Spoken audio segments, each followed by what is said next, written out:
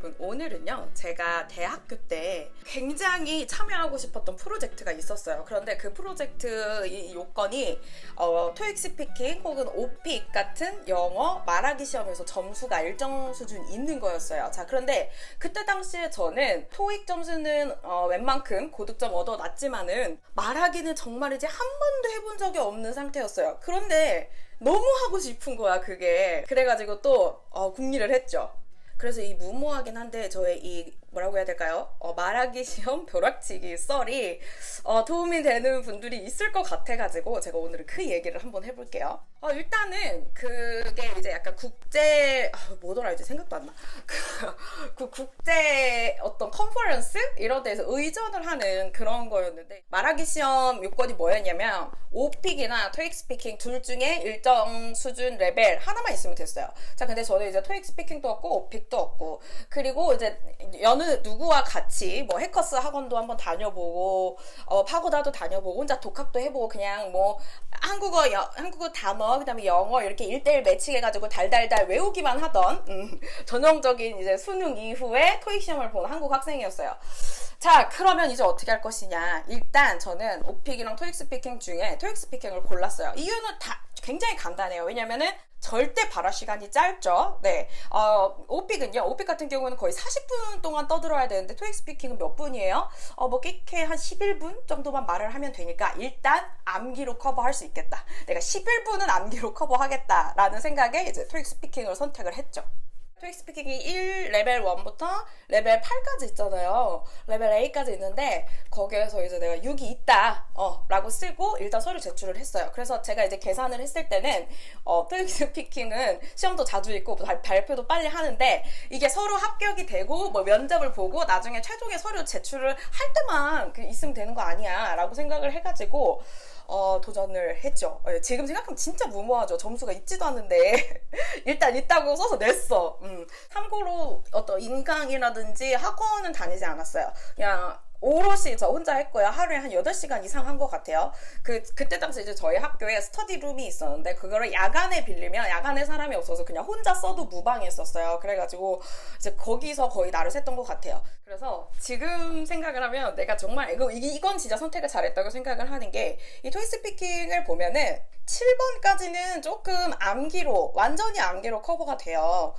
조금 쉬운데 이 question 8부터 11 11번까지가 굉장히 어렵고, 특히나 이 11번이요 자기 의견 제시하기예요. 자기 의견 제시하기. 그래가지고 제가 선택한 방법은 바로 10번이랑 11번, 특히나 11번 얘네들부터 시작했어요. 즉 다시 말해서 question 1, 2, 3, 4 이렇게 순차적으로 한 게 아니고 어떻게 맨 끝에 제일 어려운 것만 제가 총 남은 시간이 2주 정도였는데 일주일 동안 정말 그것만 팠어요. 그래서 이 시험을 준비해보신 분들은 아시겠지만은 그 마지막 11번 문제는 의견, express an opinion 하는 문제예요. 자기 의견을 말하는 문제죠.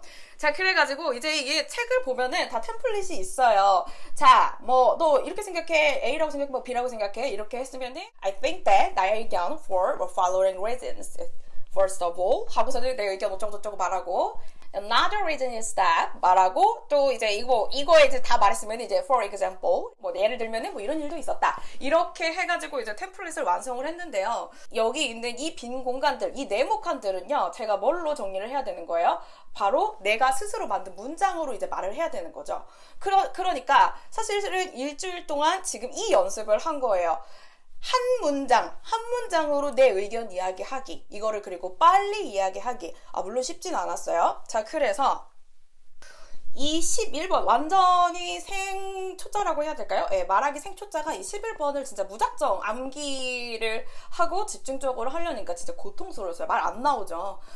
자, 그래가지고 제가 이제 그때 썼던 방법이 바로 이 영상에 나와 있는 바로 이 방법과 비슷하고요.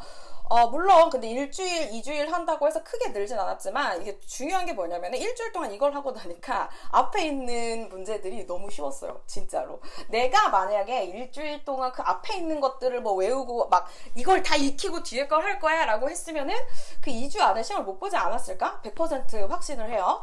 자, 그래가지고 이런 식으로 제가 2주 동안 준비를 해서 그때 당시에 이제 가장 가까운 데가 고려대학교에서 시험을 봤는데 시험을 그래서 2번을 연타를 신청을 했어요. 2번을 했나 3번을 했나 해가지고 5가 나오고 6이 나오고 5. 아 그래 3번 했구나. 5, 6이 나와가지고 이제 그 6으로 제가 이제 서류를 내서 합격을 했죠. 네. 그래가지고 이제 참가를 했습니다.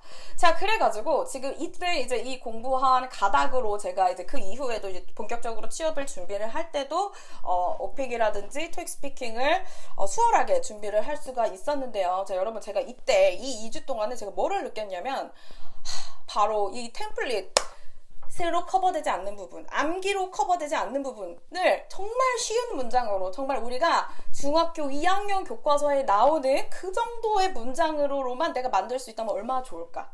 여기에서 포인트는 뭐죠? 첫 번째, 나의 의견을. 두 번째, 정말 중요하죠. 암기 없이. 세 번째, 중학교 2학년 교과서에 나올 법한 정말 쉬운 문장으로.